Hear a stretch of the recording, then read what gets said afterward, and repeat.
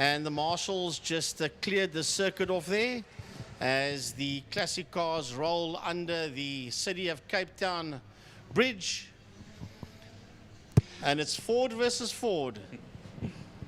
Yeah, Hitchcock versus Donadio on the front row of the grid. Yeah, Michael Hitchcock in the Mustang there, courtesy of Cape Forklift Services, who won race 1.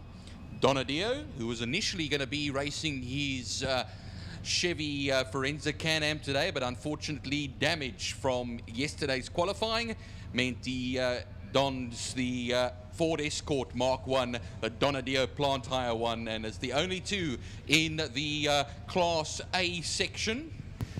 Byron, do you think he'll ever get rid of Old Faithful? I don't think so. He must never get rid of Old Faithful. Old Faithful is a member of the family. Yeah. Laude will get into position as well. Dave Aladef in the Intellibus BMW. Byron, I think the Ford Escort said to him, huh? You want to go Chevy, but you're always going to come back to me.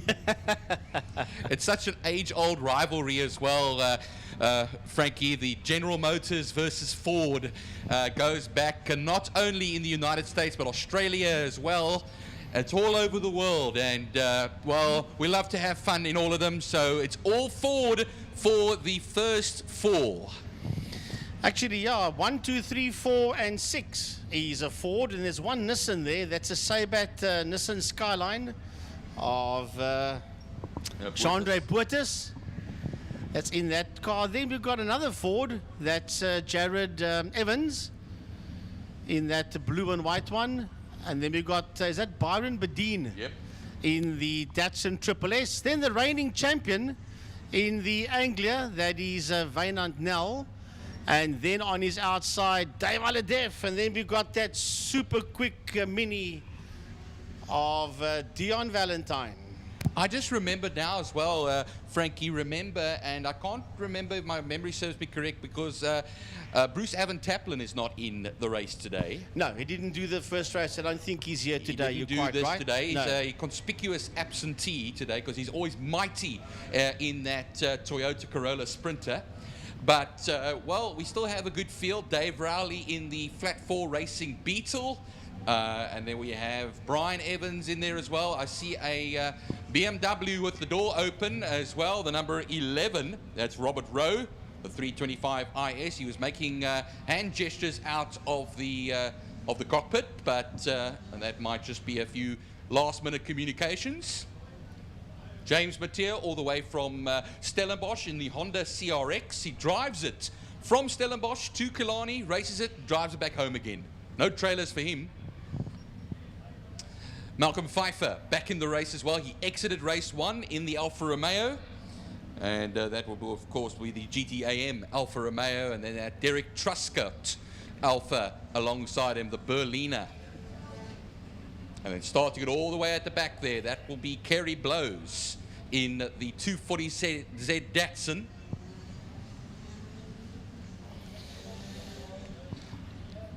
I see Bradley Rowe out there as well in the BMW 2002. And then just behind him with the door open, as you mentioned earlier on, that's Robert Rowe in the Martini color scheme. And as I said in race 1, that is the chairman. You can see on the screen there, car number 11. He is the chairman of the classic car section.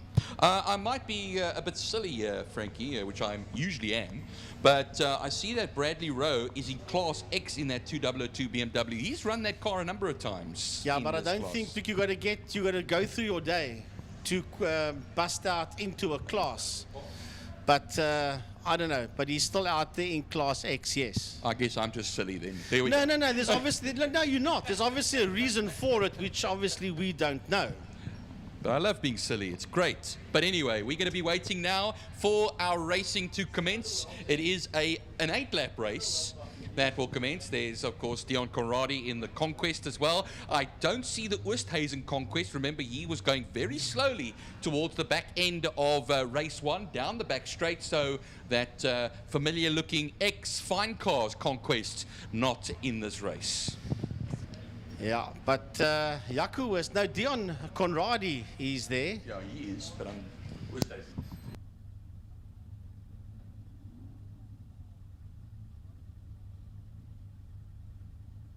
All right, so race 2. We wait patiently. Everybody will be waiting patiently for the start. We're just waiting for them to finish there in turn number 5 in the fast run. The flatbed has now got that pull beam on the back of it.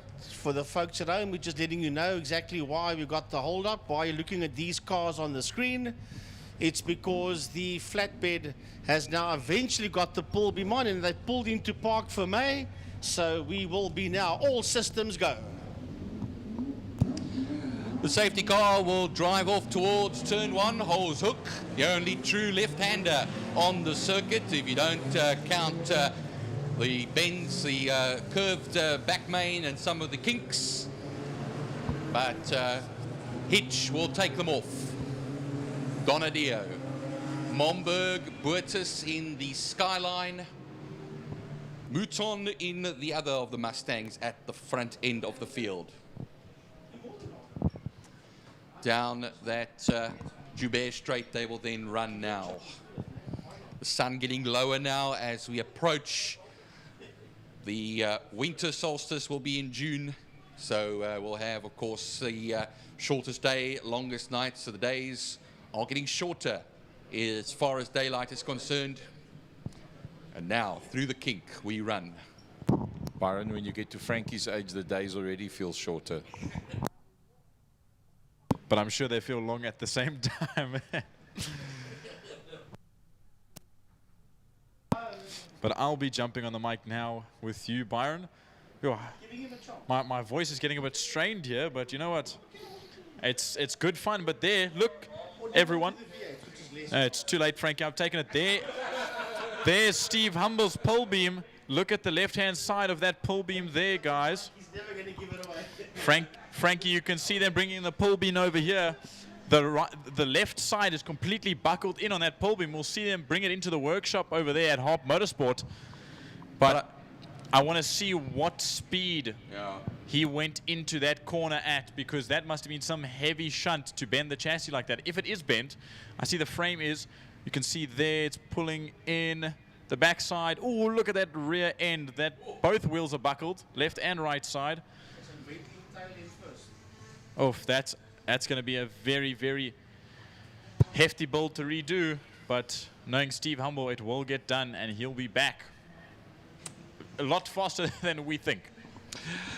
We move now out of turn 5. Pertamina Faster on the safety car makes its way into pit lane, and we are ready to go racing now. As regulating the pace is Michael Hitchcock in the Mustang. The front row, all Fords. The second row, all Fords. A mixed third row, Nissan and Ford.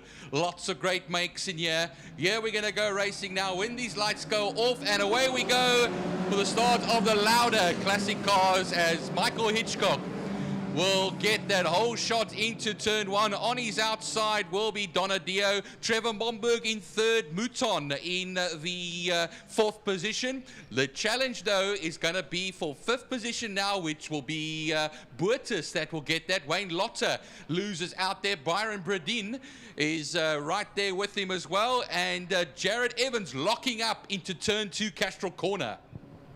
Oh, this gaggle at the front is going to pull together now. I see Trevor Momberg is going to lose the front two a little bit, obviously being a little bit off the pace and being the leader of Class B.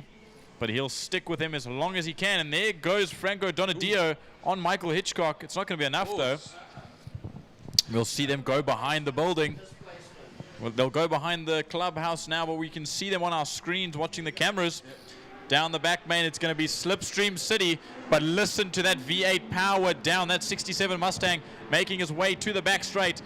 No displacement for no replacement for displacement, and Frankie said now in the background. But remember that Escort will be on the brakes much later, much lighter than that heavy V8 Mustang ahead of him, and that is what the difference is. He's pushing that car very hard, is Franco Donadio. Yeah, they come on the straight now, but the advantage is clear, as has been pointed out, and the gap will be 1.5 seconds between the two at the front. Trevor Momberg comes through, then it will be Ferdy Mouton that will make his way through as well. Burtis, Laude, Bedien, Evans, Aladef up, and Wynand now will lead his class at the moment. There's a CRX as well of James Mathieu from Stellenbosch. Meanwhile, into turn 2 already here, we'll see the Hitchcock machine, and looking on behind them as well, going very onto the wider section over there, wider entry to the corner from Burtis in the skyline.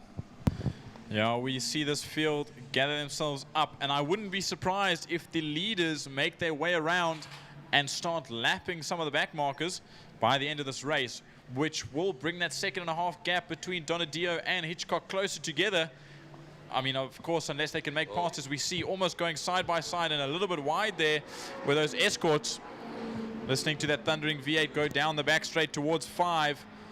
It's still looking close to 2 seconds now for Hitchcock ahead of Donadio. Momberg another few seconds behind, but he's sitting on his lonesome at the moment as he waits, for Ferdy Mouton to catch up behind him. Let's watch him now. Yeah, Jordan, 1.5 seconds the last time around between Hitchcock and Donadio.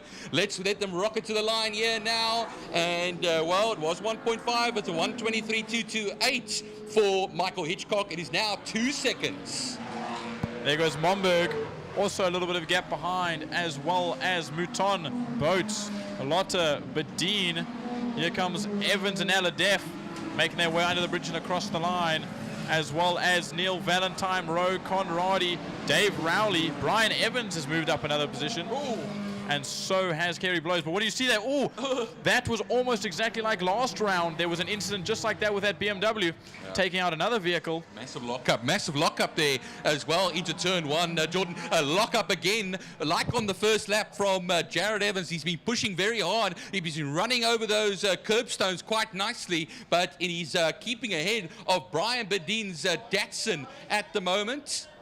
There's a BMW there coming too, and as well I'm hearing on the radio by Frankie, there's a car in 5 somewhere. I can't see it at the moment. Oh, 195. 195. Pfeiffer. That's Pfeiffer. The Alfa Romeo. And that is the yellow and white Alfa Romeo.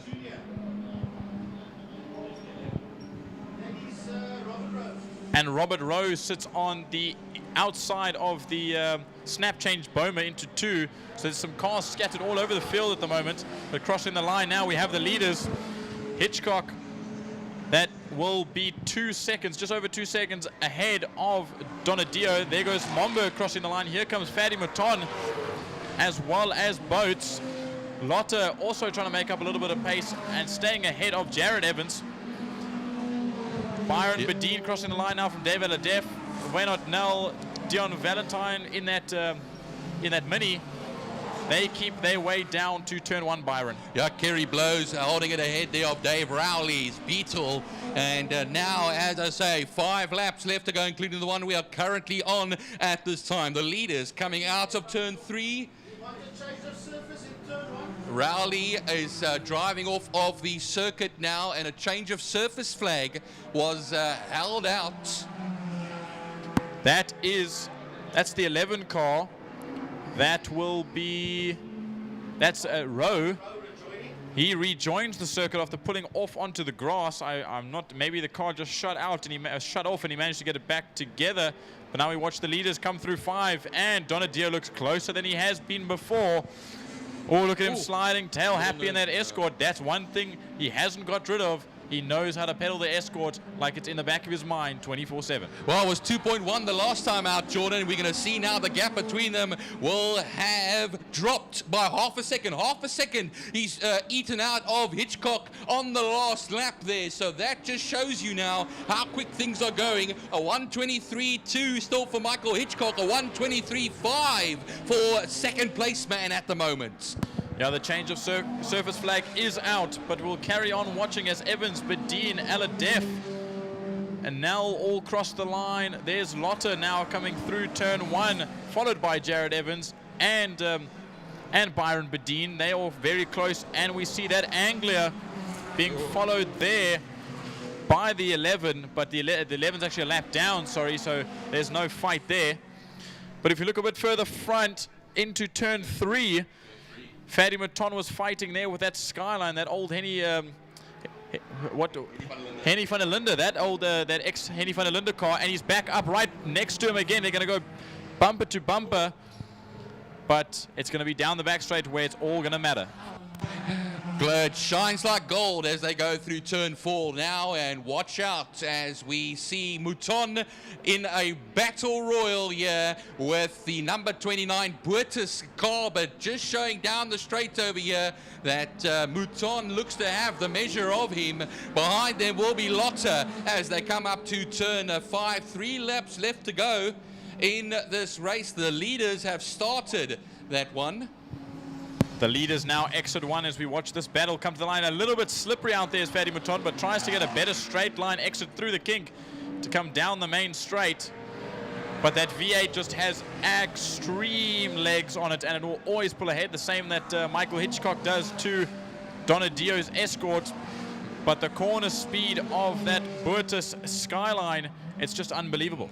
Yeah, he loses out bucket loads on the straight here, but look at, like you say there, Jordan, you're coming towards the outside. Even that Joubert straight's a bit painful going into turn 2, and they'll be side by side bagging door handles on the exit of the turn 2 section. Here we go. On the inside is the Mustang, and he will hold it ahead for now, but Boertes is running out of time to get himself up into the turn, the top 4, down to 5. You know what I see? There's no Michael Hitchcock. He's disappeared. He's pulled off into the oval. Oh my. That's an unaccompanied sight that I didn't think we'd see.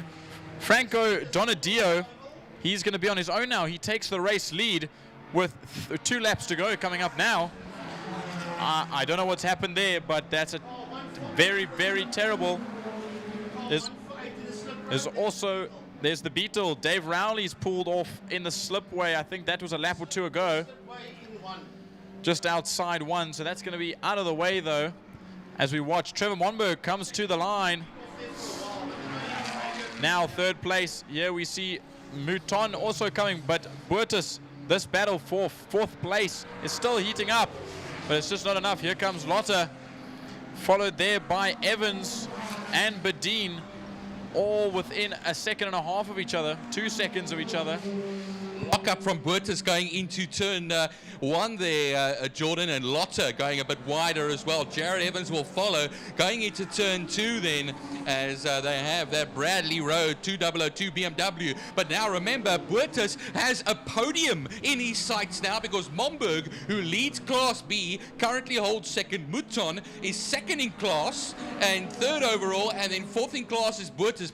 Laude is about 3.3 seconds further back then, as you can see on the screen if you are watching on the worldwide feed. But look at this now, onto the Tygerberg straight we then run towards turn 4 now. Is there going to be a move made sometime? But the thing is, you'll see that the Mustang will have the measure on the straight now. Will he, or will he be able to keep up? No, Boertes can't keep up with Mouton as they make their way down to turn 5. But into 1, Franco Donadio starts his final lap. This will be 1 left to go on his own. All he'll have to do is maybe get through 1 or 2 back markers, but if I look ahead on circuit, it is clear. Actually, no, it is clear for him. He'll have the track to himself, maybe even a best lap time that he can put into this. But there comes Monberg in 2nd place. He's also on his lonesome, having a nice little leisurely drive this Saturday in that Class B car. But now we watch Fatty Mouton passing that BMW 2002, and right behind him comes Boertes in that Skyline. And look at that corner speed, Byron. It's unbelievable, but the straight line speed is where that car lacks. Well, we are on the final of these laps now. And on the outside, it's Boertes in the Skyline. On the inside, it's the Mustang of Mouton. Yeah, they make their way through the kink. He gets the inside for the kink towards turn 3 then. He won't make it. Mouton will just hold it, but Boertes comes through as the leader comes into turn 5. What a move by Boertes through intercept corner, but he's going to go a bit wide. But he jumped to 5 now. It's all going to be down there. There he is, coming past the kink, under the Castrol, City of Cape Town and Lion Property Managers Bridge to take first position after a little bit of a, not the race he wanted being in second place, but not the win he would have wanted after not winning very well. But here comes Momberg through the kink, under the bridge once again, and he will take second place overall, but that is first in class for Trevor Momberg in that Capri. And there it is, the skyline. Boertes has managed to stay ahead down the back straight of Fadi Mouton, and he will take he'll take second place in class and third overall, Byron. He will, coming across the line as he does now. And that will mean that Wayne Lotter, Jared Evans in the Capri, Brian Bedin in the Datsun Triple S will come across the line in 7th position, whilst Wayne Huntnell will be the only, or the Class C winner, just ahead of Dave Aladef in the BMW. Then it will be the 441 of Brian Evans in the Escort Kerry Blows, coming from the back in the Datsun 240Z. And that will be the 11, top 11, 10, 11, and then Conradi will come through in the Toyota, and then it will be Klaassen in the Skyline SGL. That will be 13th. Then it is going to be Hammond de Kock in his machine, his Escort. That will make it across the line. But from what I see, Byron, everyone's made it across the line. I'm not sure how many people we see. There's quite a few names that haven't finished. Malcolm Pfeiffer, Michael Hitchcock was the last. Derek Truscott made it. Robert Sienekal. Robert Sienekal, the number 50. Yes, he made it. And that's, of course, the Ford Escort, the MI Group's Ford Escort. Yes, he did. But a few losses now in this race.